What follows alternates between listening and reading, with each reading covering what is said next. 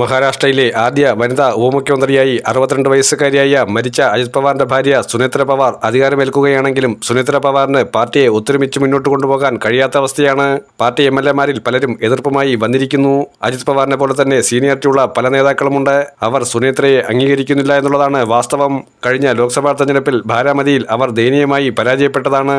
അതും 2 ലക്ഷത്തോളം വോട്ടിന് എതിർ സ്ഥാനാർത്ഥിയായ സുപ്രിയ സുലെ എന്ന NCPയുടെ നേതാവിനോടാണ് പരാജയപ്പെട്ടത്.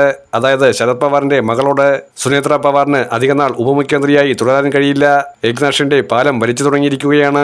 ഒന്നുകിൽ ഉപമുഖ്യമന്ത്രി സ്ഥാനത്തിനോടൊപ്പം തന്നെ പ്രധാന വകുപ്പുകളെല്ലാം തന്നിലേക്ക് നിക്ഷിപ്തമാകണം. ഇനിയും NCPക്ക് പ്രാധാന്യം കൊടുക്കുന്ന രീതി അവലംബിക്കാൻ കഴിയില്ല. അജിത് പവാറിന്റെ വിലയൊന്നും സുനേത്രയ്ക്ക് കൊടുക്കേണ്ട എന്നുള്ളത് ഉറപ്പിച്ചു തന്നെയുള്ള നീക്കമാണ്. മഹാരാഷ്ട്രയിൽ ശക്തമായ രാഷ്ട്രീയ കൊടുങ്കാറ്റാണ് ആഞ്ഞടിക്കുന്നത്. ഫഡ്നാവിസിന് കാര്യങ്ങൾ സുഗമമായിരിക്കില്ല. അജിത് പവാർ അദ്ദേഹത്തിന്റെ മരണത്തിന് തൊട്ടുമുമ്പ് വരെ എങ്ങനെയും തന്റെ രാഷ്ട്രീയ ഗുരുവായിട്ടുള്ള ശരത് പവാറിനെ അനുനയിപ്പിക്കാൻ വേണ്ടിയുള്ള രാഷ്ട്രീയ നീക്കങ്ങൾ നടത്താൻ ശ്രമിച്ചുകൊണ്ടിരുന്നതാണ്. അതുകൊണ്ട് തന്നെ അദ്ദേഹത്തിന്റെ മരണത്തിൽ ദുരൂഹതയുണ്ട് എന്ന ആരോപണം കോൺഗ്രസ് നേതൃത്വവും ശരത് പവാറും ആരോപിക്കുന്നതിന്റെ സാധ്യതകളെക്കുറിച്ചും പരിശോധിക്കേണ്ടതുണ്ട്.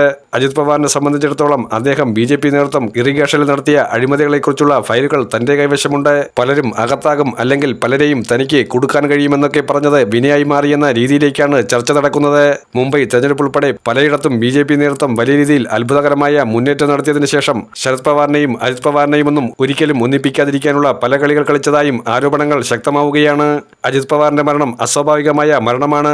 YSR കോൺഗ്രസ് എന്ന പാർട്ടി ജഗൻമോഹൻ റെഡ്ഡി ഉണ്ടാക്കിയെടുത്തതിന് കാരണം നമുക്കറിയാം. കോൺഗ്രസുമായി തെറ്റിപ്പിണങ്ങി ജഗൻമോഹൻ പ്രത്യേക പാർട്ടി ഉണ്ടാക്കിയതിന്റെ കാരണങ്ങളും നമുക്കറിയാം. 60ാമത്തെ വയസ്സിൽ രാജശേഖർ റെഡ്ഡിയുടെ ആകസ്മികമായ മരണം എങ്ങനെയാണ് ആന്ധ്രയിൽ കോൺഗ്രസിനെ പിടിച്ചുലച്ചത് എന്നുള്ളത് നമുക്കെല്ലാവർക്കും അറിയുന്ന ഒരു കാര്യം തന്നെയാണ്. അജിത് പവാറിന്റെ മരണവുമായി ബന്ധപ്പെട്ട് അന്വേഷണം നടത്തണമെന്ന് നാനാ പട്ടോലെയും അതുപോലെ തന്നെ പൃഥ്വിരാജ് ചൗഹാനുമൊക്കെ എടുത്തു പറയുകയാണ്. സുപ്രിയ സുലെയും ഈ വിഷയത്തിൽ ശക്തമായ നിലപാടെടുത്തിരിക്കുകയാണ്. സുനേത്ര തലമറന്ന് എണ്ണ തേക്കരുത് എന്ന ഒരു താക്കീത് കൂടി കൊടുത്തിരിക്കുകയാണ്.